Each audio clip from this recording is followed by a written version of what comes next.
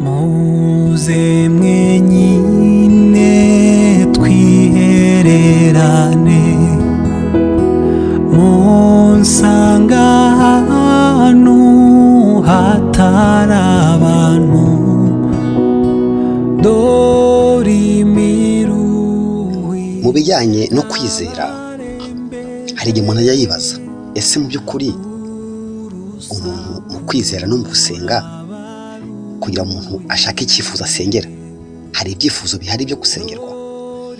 Aha ndashaka kwibutsa ko hari ibyifuzo Bibiliya yerekana, ibyifuzo tubona muri Luka 11 atubwira ngo abigishwa ba Yesu baravuze ngo twigishe gusenga, ngo Yesu arababwira ngo nimusenga, atanga ibyifuzo bitandatu ariko nashyiraho n'icya karindwi. Imana yerekanye ko ifite ibyifuzo bigera kuri 4, natwe tukaba dufite 3.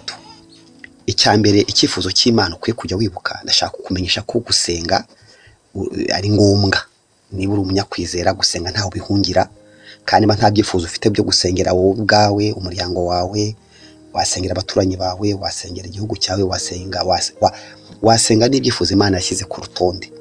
Yaravuze ngo nimusenga musabe ubwami bw'Imana buze, ubwami bw'Imana buze. Cyo n'icyifuzo cy'Imana.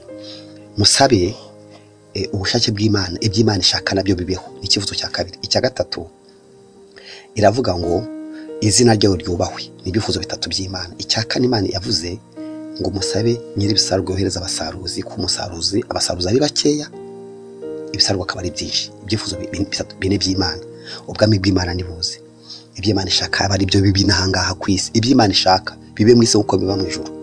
Izina ryayo ni ryubahwe, kandi Imana yohereza abasaruzi benshi mu murima kuko ibisarurwa byeze, abasaruzi ari bakeya.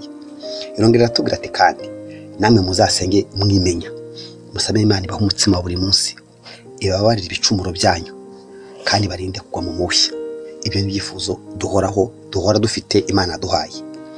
Aha rero ndashaka kubabwira ko Yesu yatwemereye gusenga no guterura ibintu binini cyane. Ushobora gusenga, ugasenga amasengesho muri quartier, ugasenga amasengesho mu ntara, ayo mu gihugu, ugasenga amasengesho afata umugabane, yamukiranye umugabane, afata n'isi. Umunyamasengesho Imana yamuhaye akazi gahoraho, ariko ninde Imana yumva? No wizera k'ibyo asabye azabihabwa, akaba ntacyo apfa n'Imana, kandi agasaba ibintu Imana icyubahiro. Iyo urebye muri Matayo 21:19 kugeza kuri 22, twasanga ahantu Yesu ngo yavumye umutini. Yesu ugeze ngo kuvuma uyu mutini, Yesu ashaka kwigisha iki? Yashaka kubwira abantu ngo namwe hari ibintu mwabwira. Ngabona umutini uruhande rw'inzira, arawegera asanga utariho imbuto, ngo keretse babi gusa. Ngarawubwira ngo ntukere imbuto iteka ryose. Muri umwanya uwo mutini uruma. Abigishwa babibonye baratangara bati, mbese uhereye aho ngaho wuma koko? Ngo Yesu arababwira ati, ndababwira yuko mufite kwizera, mudashidikanya, mutakora iby'uyu mutini gusa, ahubwo mwabwira uyu musozi mutishenguka mu nyanja, byabaho. Kandi icyo muzasaba cyose mwizeye muzagihabwa. Umva nkubwire rero, ndashaka kumenyesha ko hari ibintu umuntu yashingura bikimuka ukoresheje bwabwo nakubwiye, kumva ijambo ry'Imana, ukarigirira icyizere, kumva ko iby'Imana yavuze ari byo. Yesu yaravuze ngo kandi icyo muzasaba cyose mwizeye muzagihabwa. Matayo 21:19. Ntabwo ari uyu mutini gusa ngo wakuma, batanga ari ukuntu umutini wumva. Iyo turi mu isi y'umwuka, abanyakwizera burya bagira ukuntu babwira ibintu bikumva. Kubera iki? Ibintu byose mujya mubona mu isi bishoborwa n'abantu babiri, bishoborwa n'Imana n'umunyakwizera. Biri iravuga ngo byose bishobokera uwizeye. Urumva rero ibintu byose bishobokera uwizeye, bigashobokera n'Imana. Turabafatanya bikorwa n'Imana rero. Dushobora guhindura n'amategeko abayashyizeho bose, yaba icyiciro cyashyiraho amategeko uko yabangana kose. Ushobora gusenga n'amategeko yashyizweho n'inzego zikicara meme n'urwego rukuru rwa ONU. Umunyamasengesho wo guhindura ibyemezo bya ONU. Ushobora guhindura amategeko ayo bita naturel, amategeko karemano y'ibintu. Ukabwira ikintu ngo bagutya kikakuba. Ariko bisaba iki? Kwizera. Ndikushaka ko wimenyereza gutangira gusenga, kuko imbere yacu aho tujya hari ibyifuzo binini bitari bitoya. Impamvu inyigisho iza buri munsi ni ukugira ngo utangire kwimenyereza. Bibutse ko no mu mwuka umuntu yagenda agira yitoza. Umuntu yitoza kwizera, akitoza gusenga, akitoza kwiriza ubusa, akitoza gukiranuka, ukimenyereza kuvuga ukuri, kumenyereza ko umuntu w'Imana, ukimenyereza gutekereza ibintu byiza. No mu mwuka abantu baritoza. Ndikushaka kubwira rero ngo reka twitangire kwitoza, kwimura umutini aho uri, tukawimura ukimuka. Bavuga umutini ngo tukawuta mu nyanja ugashinguka, ni ikintu gihagaze imbere yawe gifite imizi gishinze.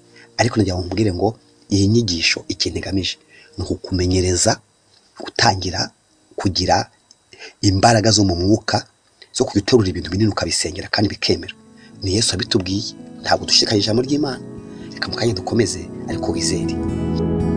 mureke ibyifuzwa n'ab'isi, mushake ibyahishwa abanyabwenge, njyewe na Data tubana namwe, ni muri mwe nyine turi kumwe. Nanone Yesu igihe cyose yabaga yigisha intumwa ze, iyi nyigisho ikomeye nongere nsubiremo, Yesu yigishaga intumwa ze ni inyigisho yo kwizera. Kubera kwizera ni ubwo buryo butuma twagura ubwami bw'Imana. Kwizera kuduhindura abakiranutsi, kwizera bituma dutunesha icyaha. Kwizera ni inyigisho ikomeye kuko umuntu utizera ntashobora kunezeza Imana, nta n'icyo bapfana. Hari ahantu Yesu yantangaje mu bice 17 muri Matayo 20, ngo n'ahantu ngo bazaniye abigishwa ba Yesu, ngo babazaniye umurwayi ngo bamusengere, ngo uwo murwayi ntibabasha kumusengera. Ariko Yesu aje ngo abwira dayimoni iri muri uwo murwayi ngo nakwirukanye sohoka. Abigishwa ba Yesu baramwegera babaza Yesu birereye bati, tukujyane ku ruhande tukubaze, ni iki cyatumye twege bitunanira kumwirukana? Nawe niyo kibazo ubazwa, ni igiki gituma unanirwa kwirukana iyo dayimoni? Ni iki gituma usenga ukabona nta gihinduka? Yesu arabasubiza ati, ni ukwizera kwanyu guke. Ndababwira ukuri yuko mufite kwizera kungana n'akabuto ka sinapi, mwabwira uyu musozi muti va hano uje hirya, wahava kandi nta kizabananira. Tekereza, none se koko buriya ni ukuvuga ko Yesu yaravuze ko ngo bafite kwizera kungana n'akabuto ka sinapi ngo bakwirukana umusozi? Reka da, sicyo yarashatse kuvuga. Yarashatse kuvuga ngo mufite kwizera gukura nk'akabuto ka sinapi. Ndagira ngo nkubwire, ijambo ry'Imana buriya twumva ni akabuto kandi urubuto ruzima. Iyo ruhuye n'umutima muzima rero, ikibazo ijambo ry'Imana ryo ririzewe, ni urubuto rwasuzumwe, ni urubuto rw'indobanure. Burya ijambo ry'Imana hari ikigo cyo mu ijuru cyapimye, umwuka wera, ijambo ry'Imana riherekeza. Ikibazo ijambo ry'Imana rigira ni umutima rijyamo. Umutima ni wo murimo. Nubwo riza ari nka rito, ariko biri yavuze ngo mufite kwizera kungana n'akabuto ka sinapi. Ntabwo avuze ngo ufite kwizera guto, ni ukwizera gufite ubuzima gutoya ariko gukura. Niyo mpamvu numva umwuka wera mpata kukubwira ngo kwizera kwawe reka gukure. Akabuto ka sinapi bari gato koko, ariko ngo iyo kabonye ubutaka bwiza kakabugwamo, kabuto karagenda ngo kagakura, kakabamo igiti kinini, ngo inyoni zo mu kirere karikamo. Uzabisanga muri Luka 13. Haravuga ngo dore ubwami bw'Imana bugereranywa n'akabuto ka sinapi katewe mu murima, nubwo ari gato cyane kuruta utubuto twose two mu isi, ngo karakura kaba igiti kinini, inyoni zo mu kirere zarikamo ibyari byazo kandi ziba mu mashami zibyariramo. Ukwizera ukuntu kumera gukomoka mu ijambo. Ijambo ry'Imana niryo rishorerwa n'umwuka wera rikajya mu mutima w'umuntu. Nibuke yuko twasanze kwizera ubanza kumva, wamara kumva ukizeza umutima, wamara kwizeza umutima ukatura, wamara kwatura ugashyira mu bikorwa byo watuye. Ni gute rero umuntu agira kwizera kumeze nk'akabuto ka sinapi? Ni igihe ufite kwizera kugenda gukura. Akabuto ka sinapi ni gato koko, ariko ukuntu kateye, iyo kabonye ubutaka karakura. Iyo gakuze gakora iki? Kagenda kegezayo amabuye, kegezayo ibitaka, kakaba kanini, ngo inyoni zose zikaza zikarikamo.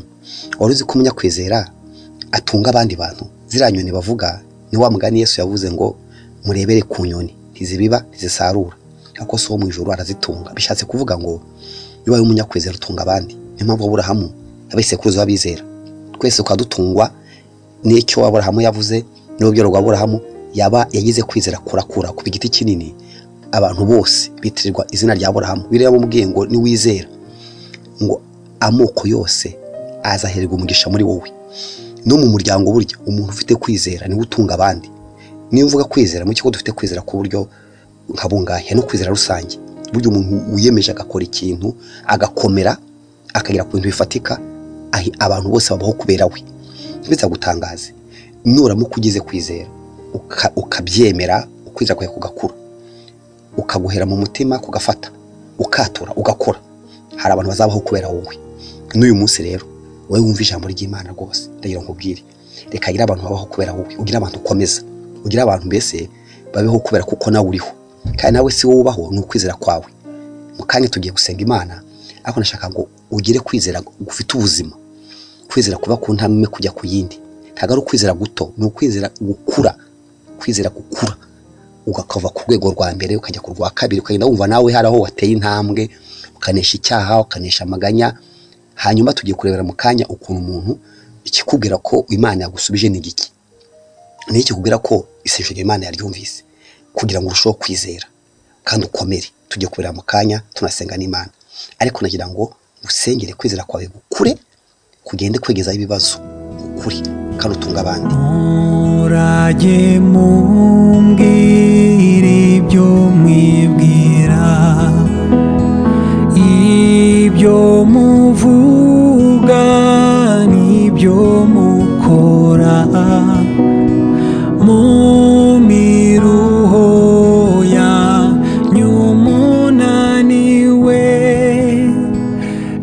None niki cyerekana ko umuntu amasengesho y'Imana yumvise? Niba umuntu ntacyapfa n'Imana mu mutima we nk'uko twabibonye, akaba yizeye mu mutima, akaba ari gusenga mu bushake bw'Imana, niki cyerekana ko isengesho yageze ku Mana. Igisubizo kiroroshye cyane. Niba nawe wohereza ubutumwa umuntu ukamugeraho ukabimenya, n'Imana iyo yumvise icyifuzo cyawe kikayigeraho, ikumenyesha. Hari uburyo Imana imenyesha abantu bose yashyizeho, hari message Imana yohereza mu mutima wawe ivuga yuko yumvise gusenga kwawe, cyangwa se icyifuzo cyawe iri kugikoraho. Ishobora kuba kitazi, ishobora kuza igisubizo kitameze nk'uko ushaka, ariko ibintu byose Imana ibishaka kuri wowe ari byiza, kuko ijambo riratubwira ngo reka nzibyo nibwira kubagirira si bibi ni byiza.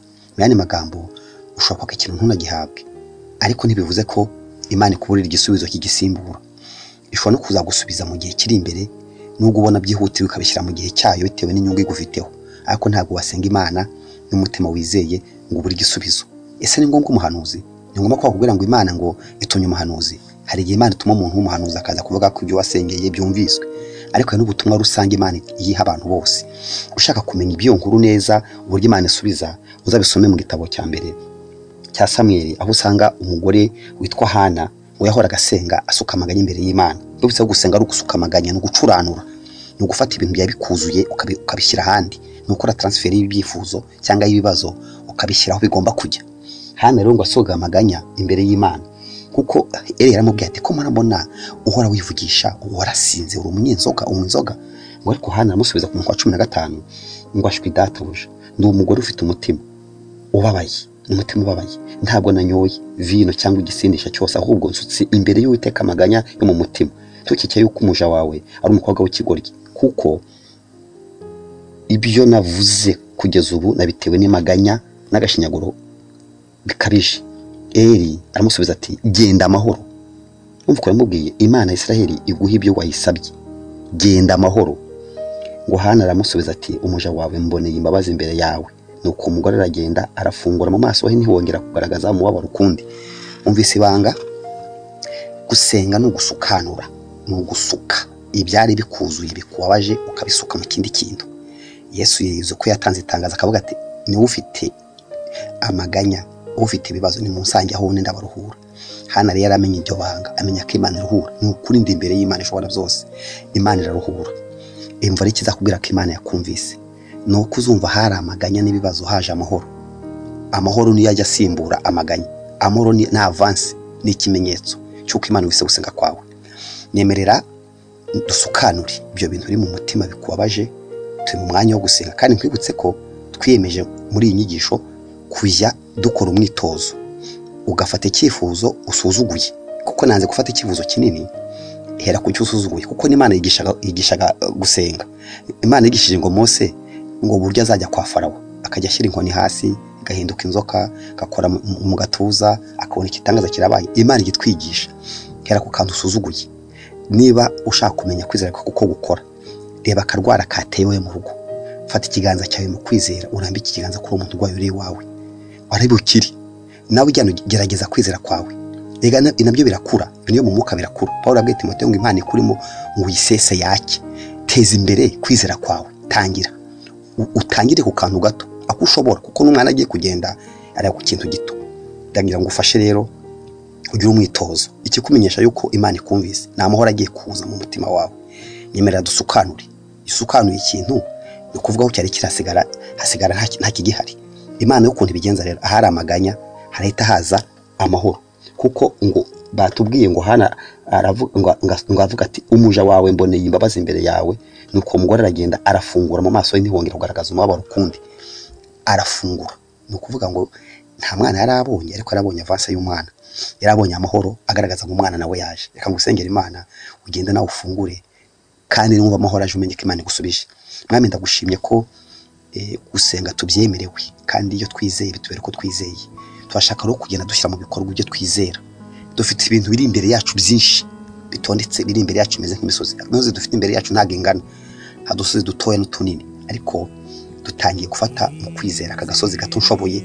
Ndagira ngo mwene data uyu musozi ahere kuba ashoboye awimure, kuko turabyemerewe.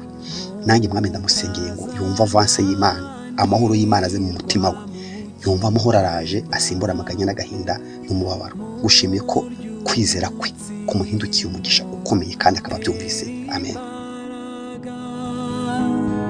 Muwe no kumazi y'ubugingo, murya umutsimo tera imbaraga, muwe no kumazi y'ubugingo.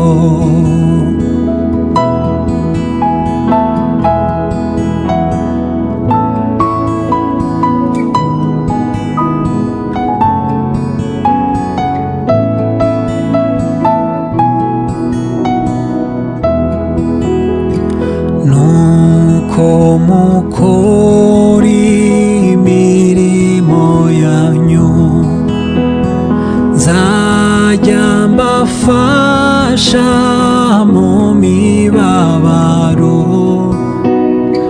Uwitanganza mugororera, ndazavuga umuseke utambitse.